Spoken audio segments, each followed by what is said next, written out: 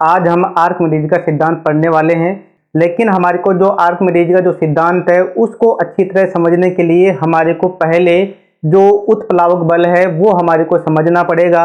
तो चलिए फ्रेंड, हम स्टार्ट करते हैं सबसे पहले कि उत्प्लावक बल है वो क्या होता है। तो देखिए, सबसे पहले हम उत्प्लावक बल के बारे में पढ़ते हैं।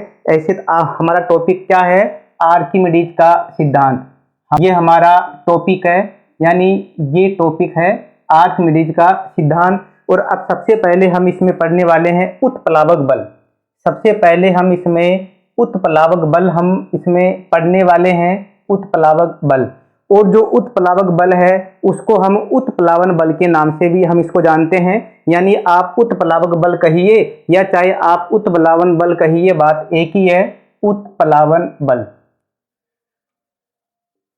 उत्प्लावन बल यानी कौन सा बल? उत्प्लावन बल है। अब सबसे पहले हम ये समझने की कोशिश करते हैं कि उत्प्लावन बल होता क्या है, फिर हम इसकी जो परिभाषा है उसको हम समझते हैं। तो देखिए फ्रेंड, उत्प्लावन बल क्या होता है वास्तव में। जैसे मान लेते हैं ये कोई पात्र है, उसमें पानी भरा हुआ है, यानी इस पात्र में क्या भरा हुआ है? पानी।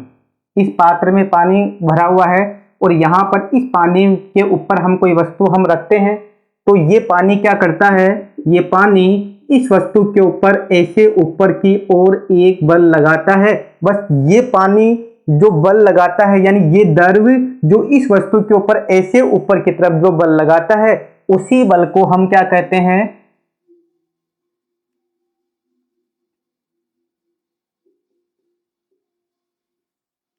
उसी बल को हम उत्प्लावक बल हम कहते हैं। तो अब यहाँ पर यह आपको थोड़ा ध्यान रखना है कि ये क्या क्या क्या हो सकता है। यानी तरल पदार्थ हो सकता है। यानी क्या क्या हो सकता है? तरल पदार्थ। तरल पदार्थ का मतलब क्या होता है कि द्रव हो चाहे गैस हो। यानी गैस भी क्या करता है? किसी वस्तु के ऊपर ऐसे ऊपर की ओर बल लगाता है और ये भी ऊपर की ओर एक बल लगाता है। तो इसकी परिभाषा क्या होती है, अब हम इसको समझते हैं। तो वास्तव में इसकी परिभाषा ये होती है कि किसी तरल पदार्थ के द्वारा आंशिक या पूर्ण डूबती हुई वस्तु पर ऊपर की ओर लगाया गया बल जो होता है उसी को हम क्या कहते हैं? उत्प्लावक बल कहते हैं। यानी ये जो द्रव है, ये जो पानी है, ये ऊपर की ओर जो बल लगा रहा है उसी को हम उत्प्लावक बल कहते हैं। तो अब हम इसकी परिभाषा लिखते हैं। तो क्या परिभाषा हो जाती है? यानी किसी तरल पदार्थ के द्वारा, तो क्या परिभाषा है? किसी तरल पदार्थ के द्वारा आंशिक या पूर्ण डूबती हुई वस्तु पर, आंशिक या पूर्ण डूबती हुई वस्तु पर, आंशिक या पूर्ण डूबती हुई वस्तु पर, डूबती हुई वस्तु पर ऊपर की ओर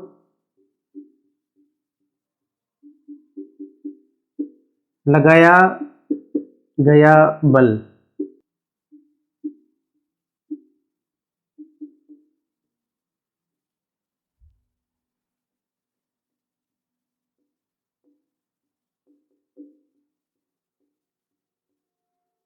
तो क्या परिभाषा होती है कि किसी तरल पदार्थ के द्वारा, तरल पदार्थ में कौन कौन आ गया? द्रव भी आ गया और गैस भी आ गई। यानी तरल पदार्थ में द्रव और गैस दोनों आ गए हैं। तो ये क्या करते हैं? आंशिक या पूर्ण डूबती हुई वस्तु पर, यानी ये जो वस्तु है वो आंशिक भी डूबी हुई हो सकती है और पूर्ण भी इसके अंदर डूबी हुई होती है। तो ये ऊपर की ओर एक बल लगाता है, उसी बल को हम क्या कहते हैं? उत्प्लावन बल हम कहते हैं। तो अब आप इसको लिख लीजिए। अब उसके बाद में हम पढ़ेंगे कि उत्प्लावन बल का मान है वो कैसे निकाला जाता है। यानी ये जो द्रव है, यानी ये जो पानी है, ये इस वस्तु के ऊपर जो ऊपर की ओर जो बल लगा रहा है, इस बल का मान कितना है वो हम निकालना सीखेंगे। तो आप इसको लिख लीजिए, फिर हम आगे पढ़ते हैं। अब हम स्टार्ट करते हैं कि जो उत्प्लावन बल का मान है वो कैसे निकाला जाता है। यानी जो उत्प्लावन बल का मान, हम क्या पढ़ने जा रहे हैं? अब हमारा जो टॉपिक है वो क्या है? उत्प्लावन बल का मान। यानी जो द्रव है उसने अभी बल कैसे लगाया था वो हमने सीखा था। यानी उत्प्लावन बल क्या होता है, लेकिन उसका मान कैसे निकाला जाता है।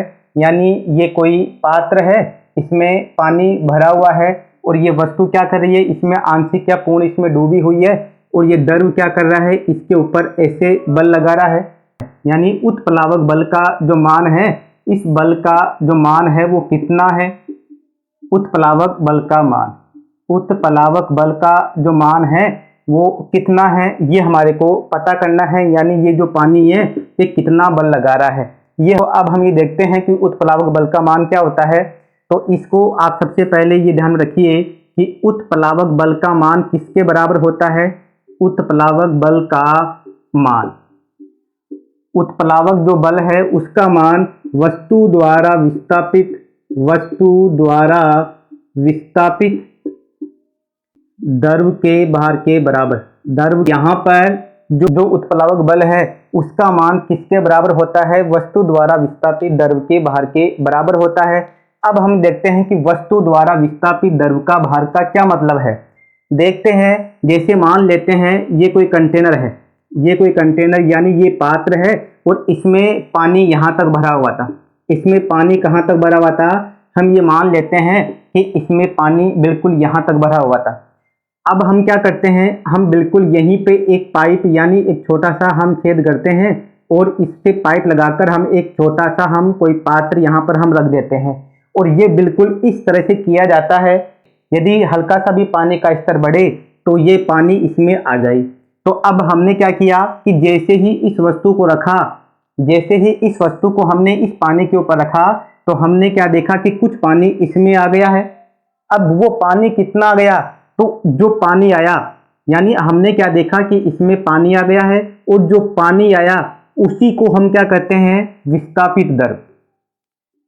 भाई जो पानी आया वही क्या हो गया, विस्थापित द्रव हो गया और उस पानी का जो भार होगा वही क्या हो जाएगा, विस्थापित द्रव का भार हो जाएगा। इसके कहने का मतलब यह है भाई जैसे कोई पात्र है उसमें पानी भरा हुआ है, अब जैसे ही हम उसमें कोई वस्तु रखते हैं तो वो कितने पानी को क्या करता है, विस्थापित करता है, साइड में करता है।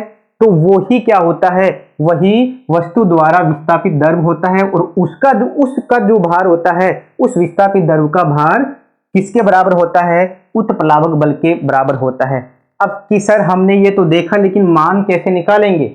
अब वो मान निकालने के लिए क्या है कि जैसे मान लेते हैं यहाँ पर जो पानी बाहर निकला उसका द्रव्यमान कितना था, m द्रव्यमान था।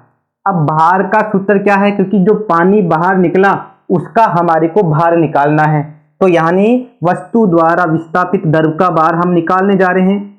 हम क्या निकालने जा रहे हैं, वस्तु द्वारा विस्थापित द्रव का भार, वस्तु द्वारा विस्थापित द्रव का भार। अब इसका सूत्र क्या होता है, अब हमारे को पता है कि भार का सूत्र होता है W बराबर mg। W बराबर mg, m का मान क्या हो सकता है, यानी कोई भी जो द्रव्यमान है, जैसे 1 kg भी क्या हो सकता है, यानी 1 kg भी इसका द्रव्यमान हो सकता है। और यहाँ पर g का मान रखेंगे, यानी यदि हम m और g का मान रखेंगे तो वहां पर किसका मान आ जाएगा, वहां पर W का मान आ जाएगा, भार का मान आ जाएगा। और भार की जो इकाई है वो क्या होती है, न्यूटन होती है। तो ये आपको ध्यान में रखना है। तो कहीं पर भी उत्प्लावक बल का मान निकालने का क्या सूत्र हो गया, तो W बराबर mg, ये सूत्र हो गया है। यानी जो पानी विस्थापित हुआ उसका यदि हम भार निकाल लें वही क्या होता है, उत्प्लावक बल का मान होता है। अब यहाँ पर कि विस्थापित द्रव कौन सा वो भी हमने समझ लिया। जैसे इस वस्तु को हमने रखा तो ये कुछ पानी को साइड में करेगा, विस्थापित करेगा। अब उसको हमने कैसे समझा कि इसमें पानी आया वही क्या हो गया, विस्थापित द्रव हो गया और उसका जो भार होगा वही उत्प्लावक बल के मान के बराबर होगा। और यहाँ पर आपको एक बात और ध्यान में रखना है, कोई पात्र है उसमें पानी भरा हुआ है और उस वस्तु को हम यहाँ पर रखते हैं तो इसके भार में क्या आती है, इसके भार में कमी आती है, इसके भार में कमी आती है। अब इसके भार, इस वस्तु के भार में और इस वस्तु के भार में कितनी कमी आएगी, जितना उत्प्लावक बल होगा, जितना उत्प्लावक या उत्प्लावन बल होगा इतना ही इस वस्तु के भार में कमी आएगी। कैसे भाई, जैसे मान लेते हैं ये वस्तु ऐसे नीचे की तरफ जा रही थी, अब हमने हल्का सा ऐसे ऊपर की ओर बल लगा दिया, ये तो इतनी हल्की हो गई। तो यानी इसका मतलब क्या हुआ कि जैसे ही ये वस्तु पानी में आंशिक या पूर्ण डूबती है, जैसे ही इसके भार में कमी आ जाती है, और कितनी कमी आती है, जितना उत्प्लावक बल का मान होता है उसके बराबर इसके भार में कमी आती है। तो अब हम देखते हैं कि आर्किमिडीज का सिद्धांत क्या कहता है कि कौन सी वस्तु है कैसे मतलब डूबेगी या कौन सी वस्तु तैरेगी। अब हम उसको समझते हैं, आप इसको एक बार लिख लीजिए। तो देखिए फ्रेंड, अब हम ये देखते हैं कि कौन सी वस्तु डूबेगी और कौन सी वस्तु तैरेगी, जो आर्किमिडीज के सिद्धांत के द्वारा, ये आर्किमिडीज के सिद्धांत के द्वारा हम कैसे हम पता कर सकते हैं कि कौन सी वस्तु तैरती है और कौन सी वस्तु डूबती है। तो यहाँ पर अभी तक हमने एक बात सीखी थी, हमारे जो पीछे हमने पढ़ा था कि उत्प्लावक जो बल होता है, कौन सा बल, जो उत्प्लावक बल होता है वो किसके बराबर होता है, वस्तु द्वारा विस्थापित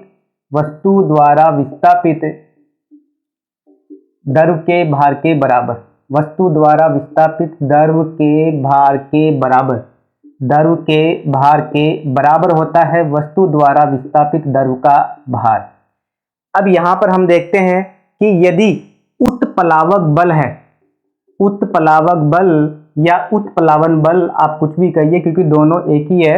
यदि उत्प्लावक बल किसके बराबर है, वस्तु के भार के बराबर, वस्तु के भार के बराबर, भार के बराबर, भार के बराबर है, तो यहां पर ये ध्यान में रखिएगा कि ये वस्तु के भार की बात चल रही है, यानी जो पानी है, यानी ये जो पानी है इसमें जो वस्तु हम रखते हैं, यदि उसका भार, यदि इस वस्तु का भार उत्प्लावन बल के बराबर होता है तो वस्तु क्या करती है, वस्तु डूबकर तैरती है, वस्तु डूबकर तैरती है, यानी पहले डूब जाएगी फिर उसके बाद में क्या आ जाती है, फिर वो तैरने लग जाती है। यहाँ पर जो उत्प्लावक बल है, जो उत्प्लावक बल है, आप इसकी जगह पर ये वाली जो लाइन है वो भी आप लिख सकते हो, ठीक है। अब देखिए कि वस्तु डूबकर तैरती है। अब दूसरा पॉइंट कौन सा है कि यदि उत्प्लावक बल, उत्प्लावक बल, यदि उत्प्लावक बल है वो तो हो कम और वस्तु का भार है, वस्तु का भार, वस्तु का भार यदि ज्यादा हो तो वहां पर क्या होगी, वस्तु क्या करेगी, वस्तु डूबेगी, वस्तु डूबेगी, लेकिन वस्तु के भार में कमी आएगी, लेकिन वस्तु के भार में कमी आएगी, वस्तु के भार में कमी आएगी, कमी आएगी। इसका क्या मतलब हुआ, इसका मतलब ये हुआ कि यदि उत्प्लावक बल का मान, जो वहां पर, यहां पर जो उत्प्लावक बल का जो मान होगा यदि वो कम है और इस वस्तु का भार का मान ज्यादा है तो वस्तु क्या करेगी, वस्तु डूबेगी, लेकिन वस्तु के भार में कमी आएगी। कितनी कमी आएगी, जितना उत्प्लावक बल होगा उतनी ही कमी आएगी, यानी कमी कितनी होगी, कमी होगी यहाँ पर W बराबर mg के बराबर, यानी जो उत्प्लावक बल का मान हमने निकालना सीखा था उसके बराबर। ये m क्या है, विस्थापित द्रव, ये m यहाँ पर क्या है, m है विस्थापित द्रव, और जो g है विस्थापित द्रव, और g का मान क्या होता है, 9.8 होता है, और कहीं बार इसका मान 10 भी दिया हुआ रहता है। और तो ये हमने देखा किस तरह से वस्तु डूबती है। अब तीसरा कि यदि उत्प्लावक बल है, यदि उत्प्लावक बल का मान तो ज्यादा हो और वस्तु का जो भार है, वस्तु का भार, यदि वस्तु का भार कम हो तो वस्तु क्या करती है, वस्तु तैरती है। तो वस्तु क्या करेगी इस स्थिति में, इस स्थिति में वस्तु तैरती है, वस्तु तैरती है।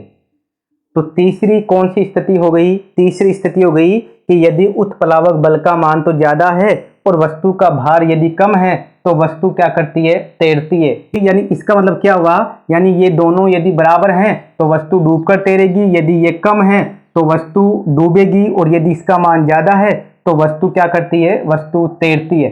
अब आप इनको लिख लीजिए, फिर हम जो आर्किमिडीज का जो सिद्धांत है उसके क्या अनुप्रयोग हैं, यानी कहाँ पर वो काम में आते हैं, वो हम देखते हैं। तो देखिए जो आर्किमिडीज के जो सिद्धांत है उसका क्या अनुप्रयोग है, तो अब हम उसके क्या पढ़ रहे हैं, अब हम उसके अनुप्रयोग पढ़ रहे हैं। तो इसके अनुप्रयोग देखिए, तो सबसे पहला क्या है कि जलियानों तथा पनडुब्बियों की डिजाइन बनाने में, पहला क्या पॉइंट हो जाएगा, पनडुब्बियों की डिजाइन बनाने में, पनडुब्बियों की डिजाइन बनाने में, डिजाइन बनाने में। तो पहला तो हो गया कि जलियानों तथा पनडुब्बियों की डिजाइन बनाने में, और दूसरा क्या हो जाएगा, दूसरा हो जाएगा यहाँ पर क्या हो जाएगा, जो दुग्धमापी है, दुग्धमापी को हम क्या कहते हैं, लेक्टोमीटर कहते हैं।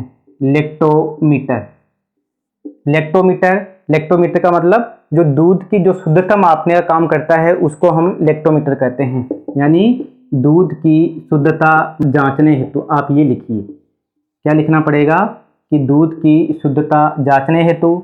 अब तीसरा क्या है, तीसरा हो गया यहाँ पर हाइड्रोमीटर क्या होता है, हाइड्रोमीटर होता है वो द्रवों का घनत्व मापने के लिए, यानी द्रव का घनत्व मापने के लिए किस काम में लिया जाता है, द्रवों का